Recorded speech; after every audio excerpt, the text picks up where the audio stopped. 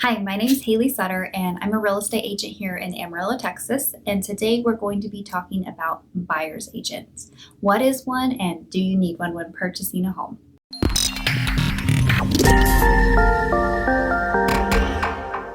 So let's start with the obvious. What is a buyer's agent? Well, first and foremost, yes, they're going to help you see properties. They're going to get you in anything you see on MLS that you want to go look at. They're going to help you get in the door and actually decide if that property is for you. However, this is by far not the most important part of their job. The most important part of the job for a buyer's agent is actually representing you and your best interest. And when I say that, what I mean is anything that you say is going to be held in confidence with your buyer's agent. They're going to look out for you and your best interest.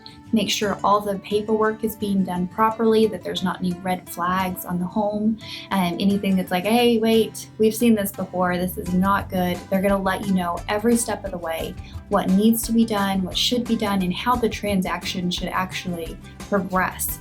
Not just that, but they're going to help you get information as far as pricing of what the homes are selling for in the neighborhood. Is this a fair price? Is it overpriced? Do we need to ask for closing costs on this transaction and help, reduce your overall cost up front? There's a lot of different things like that that a buyer's agent will do for you. Another thing you want to think about is they're going to help you minimize your risk. So making sure that your best interest is fully taken care of. So of course, a lot of people think, let's call the listing agent. They have a house. I like the house. I'll go look at it and tell them what I want to offer on it, and I'll get a better deal. Unfortunately, that's not how it works. So let's say that you do find a house you really like.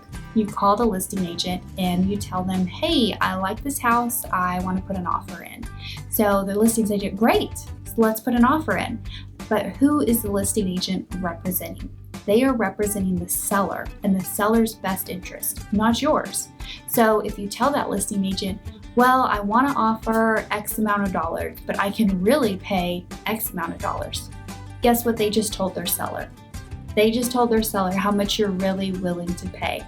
Now, granted, not all agents will do that, but in the state of Texas, there is no such thing as dual agency, meaning you would be representing both parties of a transaction. In Texas, we have what's called intermediary status, and what that means is one person is a client, in this case, the seller, and one person is a customer.